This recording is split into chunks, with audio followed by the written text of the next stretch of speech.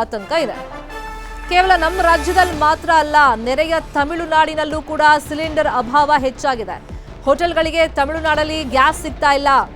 ಪ್ರಧಾನಿಗೆ Chennai hotel association ಪತ್ರವನ್ನ ಬರೆದಿದೆ. ಏನ್ ಸಮಸ್ಯೆ ಆಗ್ತಾ ಇದೆ ಅಂತ ಹೇಳಿ.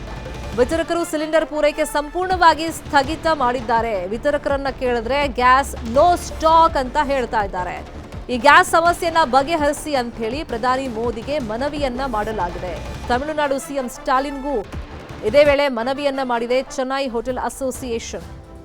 ವಿತರಕರನ್ನ ಕೇಳಿದ್ರೆ ನೋ ಸ್ಟಾಕ್ ಅಂತ ಹೇಳ್ತಾ ಇದ್ದಾರೆ. ನಮಗೆ ಸಮಸ್ಯೆ ಆಗ್ತಾ ಇದೆ, ಈ ಸಮಸ್ಯೆಯನ್ನ ಬಗೆಹರಿಸಿ ಅಂತ ಹೇಳಿ ಪ್ರಧಾನಿಗೆ ತಮಿಳುನಾಡು ಹೋಟೆಲ್ ಅಸೋಸಿಯೇಷನ್ ಪತ್ರವನ್ನ ಬರೆದಿದೆ. Chennai hotel association.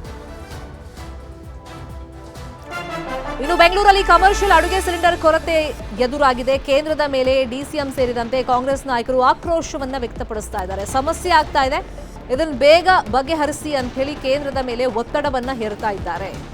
ಇನ್ನೊಂದು ಕಡೆ ಕೇಂದ್ರ ಸಚಿವರಿಗೆ ಸಂಸದ ತೇಜಸ್ವಿ ಸೂರ್ಯ ಪತ್ರವನ್ನ ಬರೆದಿದ್ದಾರೆ. ಪೆಟ್ರೋಲಿಯಂ, ನೈಸರ್ಗಿಕ ಅನಿಲ ಸಚಿವರಿಗೆ ಪತ್ರವನ್ನ ಬರೆದಿದ್ದಾರೆ. ಕಮರ್ಷಿಯಲ್ ಸಿಲಿಂಡರ್ ಸಮಸ್ಯೆಗೆ ಮುಕ್ತಿ ಕೊಡಿ ಅಂತ ಹೇಳಿ ಪತ್ರದಲ್ಲಿ ಮನವಿಯನ್ನ ಮಾಡಿದ್ದಾರೆ.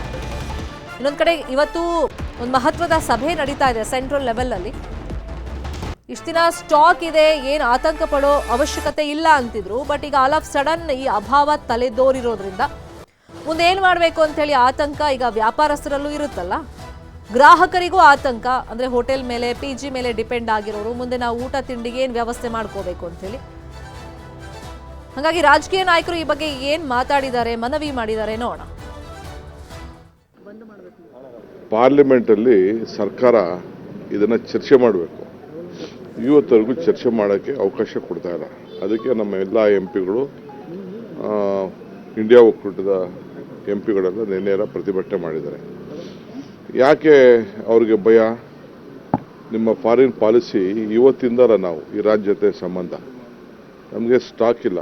ಈಗಾಗಲೇ ಡೀಸೆಲ್ ಬೆಲೆ ನಿನ್ನೆನೇ ಹೆಣ್ಮಕ್ಳು ವರ್ಲ್ಡ್ ವುಮನ್ ಡೇ ದಿನನೇ 60 ರೂಪಾಯಿ ಏರಿಕೆ ಮಾಡಿ ಎಲ್ಲರಿಗೂ ಮಾಡಿದ್ದಾರೆ. ಎಂಪಿಗಳು ಯಾಕೆ ಮಾತಾಡ್ತಾ ಇಲ್ಲ? ಎಂಪಿಗಳು ಒಬ್ಬರು ಮಾತಾಡ್ತಾ ಇಲ್ಲ. ಈ ಗ್ಯಾಸ್ ಬೆಲೆದು, ಗ್ಯಾಸ್ ತೊಂದರೆ ಆಗಿರೋದು ಈಗ ಎಲ್ಲ ಸ್ಟ್ರೈಕ್ ಮಾಡ್ತಾರಲ್ಲ, ಎಂಪಿಗಳು ಅದ್ರ ಬಗ್ಗೆ ಮಾತಾಡಲಿ.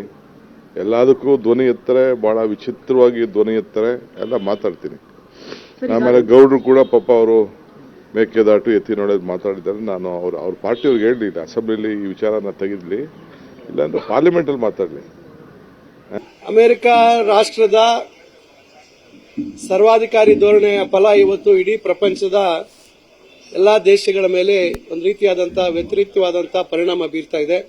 ಎಲ್ಲಿ ತೈಲ ಇರ್ತಕ್ಕಂಥ ರಾಷ್ಟ್ರಗಳ ಮೇಲೆ ನಾವು ಈ ಹಲವಾರು ವರ್ಷಗಳಿಂದ ನೋಡಿದಾಗ ತೈಲ ಹೆಚ್ಚು ಲಭ್ಯ ಇರತಕ್ಕಂಥ ದೇಶಗಳ ಮೇಲೆ ಹಿಡಿತ ಸಾಧಿಸಬೇಕು ಅಂತಕ್ಕಂಥ ನಿಟ್ಟಿನಲ್ಲಿ ಅಲ್ಲಿರ್ತಕ್ಕಂಥ ಆಡಳಿತವನ್ನ ಅಸ್ಥಿರಗೊಳಿಸತಕ್ಕಂಥದ್ದು, ಅಲ್ಲಿರ್ತಕ್ಕಂಥ ಮುಖಂಡರನ್ನ ಆಂತರಿಕ ದಂಗೆಯ ಮುಖಾಂತರ ಬೇರೆ ಬೇರೆ ರೀತಿಯಲ್ಲಿ ಸಮಸ್ಯೆಗಳನ್ನ ಸೃಷ್ಟಿ ಮಾಡತಕ್ಕಂಥ ಕೆಲಸವನ್ನ ಮಾಡಿ ಇವತ್ತು ಈ ರೀತಿ ಪರಿಸ್ಥಿತಿ ಪ್ರಪಂಚದಲ್ಲಿ ಸೃಷ್ಟಿಯಾಗಿದೆ. ಅದರ ಪರಿಣಾಮ ಇವತ್ತು ನಾವು ಕೂಡ ಎದುರಿಸುವಂತಹ ಪರಿಸ್ಥಿತಿಯಾಗಿದೆ. ಮಾನ್ಯ ಪ್ರಧಾನಮಂತ್ರಿಗಳು ಏನು 56 ಇಂಚಿನ ಎದೆಗಾರಿಕೆ ಇರ್ತಕ್ಕಂಥವ್ರು ಈಗ ಏನು ಉತ್ತರ ಕೊಡ್ತಾರೆ ಈ ರಾಷ್ಟ್ರದ ಜನಕ್ಕೆ ಅಂತಕ್ಕಂಥದ್ದನ್ನ ನಾವೆಲ್ಲರೂ ಕಾದು ನೋಡ್ತಾ ಇದೀವಿ. ಯಾಕಂದ್ರೆ ಗ್ಯಾಸ್ ದರ ರೆಸಿಡೆನ್ಷಿಯಲ್ಗೆ 65 ರೂಪಾಯಿ, ಈ ಕಮರ್ಷಿಯಲ್ಗೆ 110 ರೂಪಾಯಿ ಮಾಡಿ ಭಾರ ಬಿದ್ದಿದೆ. ಅದ್ರ ಬಗ್ಗೆ ಪ್ರಶ್ನೆ ಇಲ್ಲ.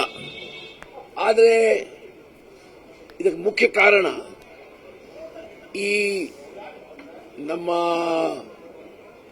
ಅರಬ್ ಕಂಟ್ರೀಸ್ ಏನಿವೆ, ಇಸ್ರಾಯೇಲ್, ಈಜಿಪ್ಟ್, UAE, ನಮ್ಮ ಟ್ರಂಪ್ ಸಾಹೇಬರ ಕೃಪೆಯಿಂದ ಏನು ಯುದ್ಧ ನಡೀತಾ ಇದೆ ಅದರ ದುಷ್ಪರಿಣಾಮಗಳು. ಗ್ಯಾಸ್ ಸಿಲಿಂಡರ್ ಬೆಲೆ ಏರಿಕೆ ವಿರುದ್ಧ ಆಕ್ರೋಶವನ್ನ ವ್ಯಕ್ತಪಡಿಸಲಾಗ್ತಾ ಇದೆ. ಮಂಡ್ಯದಲ್ಲಿ ಕಾಂಗ್ರೆಸ್ ಕಾರ್ಯಕರ್ತರು ಪ್ರತಿಭಟನೆಯನ್ನ ಮಾಡ್ತಾ ಇದ್ದಾರೆ. ಈ ಸಂದರ್ಭದಲ್ಲಿ ಕೇಂದ್ರ ಸರ್ಕಾರದ ವಿರುದ್ಧ ಘೋಷಣೆ ಕೂಗಿ ಆಕ್ರೋಶವನ್ನ ವ್ಯಕ್ತಪಡಿಸ್ತಾ ಇದ್ದಾರೆ. ಜನಸಾಮಾನ್ಯರ ಮೇಲೆ ದಬ್ಬಾಳಿಕೆ ಆಗ್ತಿದೆ ಅಂತ ಹೇಳಿ ಆಕ್ರೋಶ ವ್ಯಕ್ತಪಡಿಸಿದ್ದಾರೆ.